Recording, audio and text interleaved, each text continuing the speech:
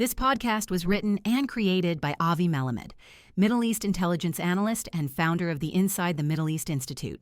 Today we're looking at something specific that's emerged from the ongoing war in Gaza, the one sparked by the Hamas attack on October 7th. It's about the protests we've seen across Western countries, often involving local Muslim communities, but also, well, certain Western groups too. And there's this one very visible symbol, the red kufiyah. You've probably seen it.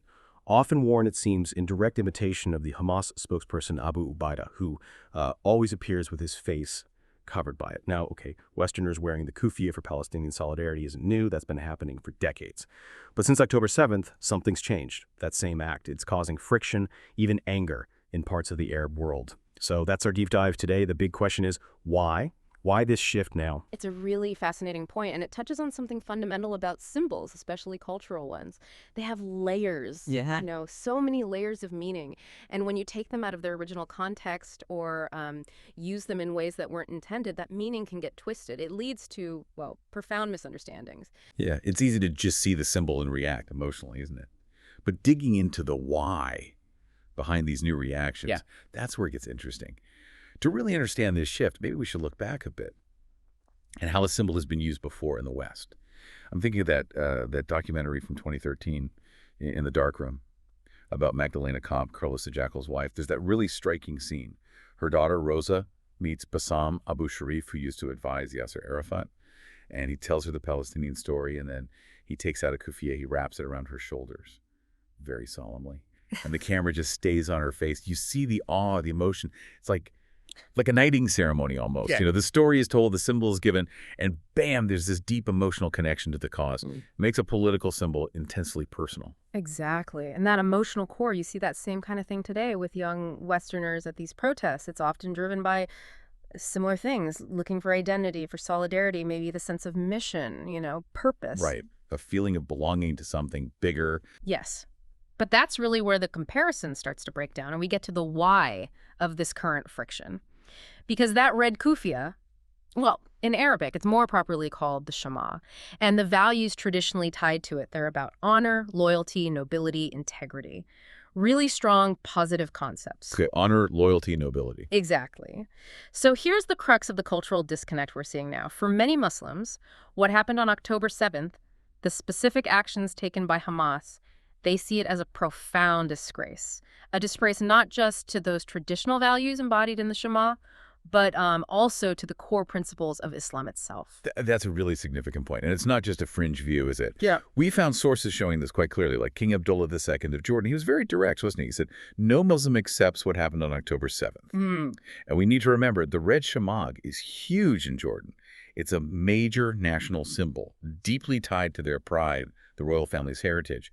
King Abdullah himself wears it often. Precisely. And it's not just royalty or politics. This perspective echoes across the Arab world. We looked at, for instance, the Emirati columnist Dr. Salem Al-Ketbi. He's quite critical.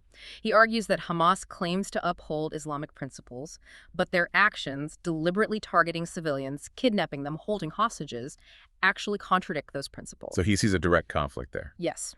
He points out that Islam, through the Prophet Muhammad, actually laid down clear rules for warfare. Things like don't target civilians, don't target non-combatants, no mutilation of the dead, treat prisoners humanely. So from Al-Ketbi's perspective, October 7th was a clear violation of those established Islamic ethics. And this isn't just coming from outside commentators. We even found voices from within Gaza making similar points. Like Salman al-Daya, he's a professor of Islamic jurisprudence at Gaza University's Faculty of Sharia. He published a detailed fatwa, an Islamic legal ruling. In it, he criticized Hamas for violating the Islamic principles that govern jihad. Jihad in the sense of the rules of conflict. He essentially argued, and I'm quoting here, that if the proper conditions for jihad aren't met, it must be avoided to prevent the destruction of people's lives, end quote. And he added that policymakers should have seen this, and therefore the attack should have been avoided. That's coming from inside Gaza. So when you put all these pieces together, King Abdullah, Dr. Al-Ketbi, Professor Al-Daya, a picture emerges. For many in the Arab world, taking the symbol, the Shama, which stands for honor and tradition, and using it to hide your face while speaking for a group linked to violence against civilians. It's not seen as solidarity. It's seen as a desecration, a distortion. Like twisting its meaning. Exactly. It turns a symbol of integrity into something associated with brutality.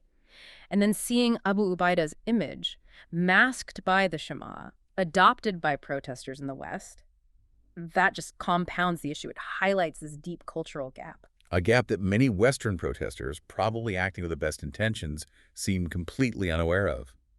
Which brings us back to those Western campuses after October 7th. Students wearing the red kufiyah, thinking it means resistance, maybe romanticizing the freedom fighter image. Right. And therein lies the profound irony, and maybe the misstep. If many Arabs and Muslims feel offended, even resentful, about this specific use of the Shema after October 7th, then the very symbol these students think shows solidarity with Palestinians might actually be broadcasting ignorance. Or worse, disrespect for the culture they believe they're supporting. Wow.